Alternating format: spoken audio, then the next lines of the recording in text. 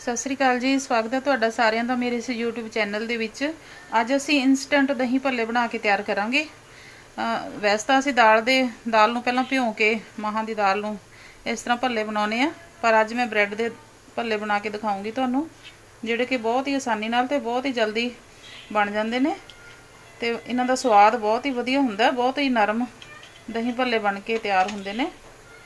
ਸਭ ਤੋਂ ਪਹਿਲਾਂ ਮੈਂ 2 ਬ੍ਰੈਡ ਦੇ ਪੀਸ ਲਏ ਨੇ, ਇਹਨਾਂ ਦੀਆਂ ਸਾਈਡਾਂ ਕੱਟ ਦਾਂਗੇ।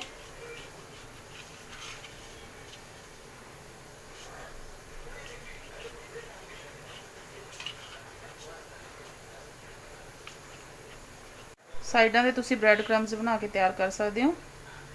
ਮਿਕਸੀ ਦੇ ਵਿੱਚ ਇਹਨਾਂ ਨੂੰ ਚਲਾ ਦਿਓ ਤੇ ਬ੍ਰੈਡ ਕ੍ਰੰਬਸ ਬਣ ਕੇ ਤਿਆਰ ਹੋ ਜਾਣਗੇ। ਜੇ ਲੰਬੇ ਟਾਈਮ ਲਈ ਉਹਨਾਂ ਨੂੰ ਰੱਖਣਾ ਤਾਂ ਉਹਨਾਂ ਨੂੰ ਥੋੜਾ ਜਿਹਾ ਕੜਾਹੀ ਦੇ ਵਿੱਚ ਪਾ ਕੇ ਭੁੰਨ ਲਓ। ਮੇਰਾ ਬਰੂਨੋ ਆ ਗਿਆ ਬ੍ਰੈਡ ਦੇ ਜਿਹੜੇ ਸਾਈਡਸ ਨੇ ਖਾਣ ਵਾਸਤੇ, ਤੇ ਬੜੇ ਸ਼ੌਂਕ ਨਾਲ ਖਾਂਦਾ ਬ੍ਰੈਡ ਨੂੰ। ਇਹ ਮੈਂ 200 ਗ੍ਰਾਮ ਗਾੜਾ ਦਹੀਂ ਲਿਆ। ਇਹਦੇ ਵਿੱਚ ਮੈਂ 1 ਟੇਬਲ ਸਪੂਨ ਚੀਨੀ ਦਾ ਪਾਉਂਗੀ, ਪੀਸੀ ਹੋਈ ਖੰਡ ਦਾ। ਹੁਣ ਅਸੀਂ ਇਹਨੂੰ ਚੰਗੀ ਤਰੀਕੇ ਨਾਲ ਮੈਸ਼ ਕਰ ਲਾਂਗੇ। ਇਹ ਮੈਂ ਉਬਲਿਆ ਹੋਇਆ ਦੁੱਧ ਲਿਆ, ਇਹਨੂੰ ਠੰਡਾ ਕਰਕੇ ਹੁਣ ਅਸੀਂ ਇਹਦੇ ਵਿੱਚ ਬ੍ਰੈਡ ਦਾ ਜਿਹੜਾ ਪੀਸ ਹੈ ਉਹਨੂੰ ਭਿਓਵਾਂਗੇ ਤੇ ਇਹਨੂੰ ਇਸ ਤਰ੍ਹਾਂ ਨਿਚੋੜ ਦਾਂਗੇ।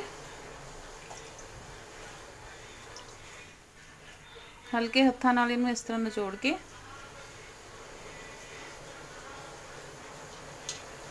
ਇਹਦੇ ਵਿੱਚ ਮੈਂ ਥੋੜੇ ਜਿਹੇ ਕਾਜੂ ਤੇ 2-3 ਦਾਣੇ किशमिश ਦੇ ਇਸ ਤਰ੍ਹਾਂ ਕਰਕੇ ਇਹਨੂੰ ਫੋਲਡ ਕਰ ਲਾਂਗੇ। ਇਸ ਤਰ੍ਹਾਂ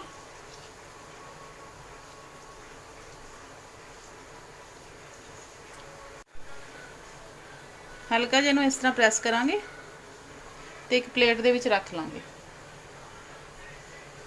ਇਸੇ ਤਰੀਕੇ ਨਾਲ ਦੂਜਾ ਪੀਸ ਲਵਾਂਗੇ, ਫਿਰ ਉਹਨੂੰ ਇਦਾਂ ਹੀ ਨਿਚੋੜਾਂਗੇ। थोड़े काजू पावांगे ते 2-3 दाने किशमिश दे ते फिर तो इन्हें इस तरह कर। मेरे पीस ब्रैड दे थोड़ी ब्रैड छोटी वाली सीगी, थोड़े बड़े पीसा वाली जी ब्रैड है वो थोड़े बड़े भल्ले बन जाएंगे।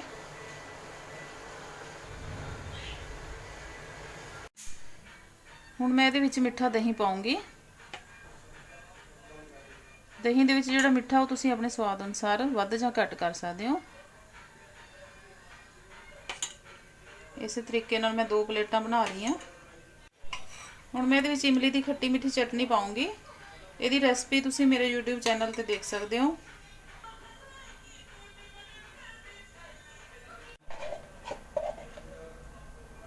हुण मैं इहते धनिया पुदीने की चटनी पाऊंगी।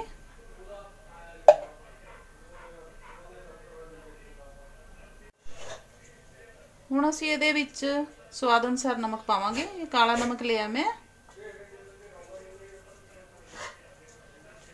ते थोड़ी लाल मिर्च स्वाद अनुसार, जे तुसीं जिन्नी तिखी खानी है उस तरीके नाल तुसीं पा सकदे हो।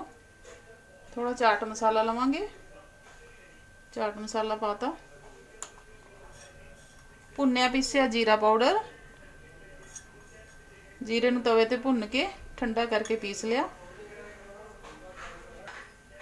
थोड़ी जी कुटी हुई सौंफ,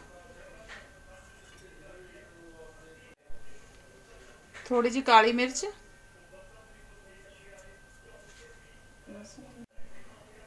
थोड़ा जिहा पतला कटिया होया अदरक,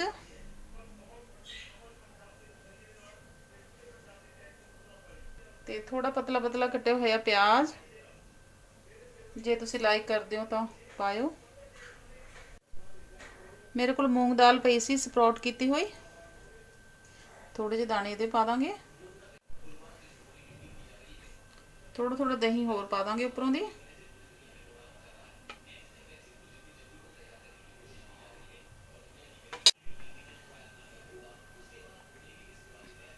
किशमिश नाल गार्निश कर दांगे।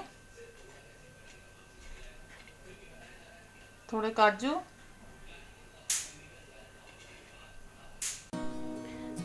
एक भल्ला मैं तुहानूं कट के दिखाउणी आ।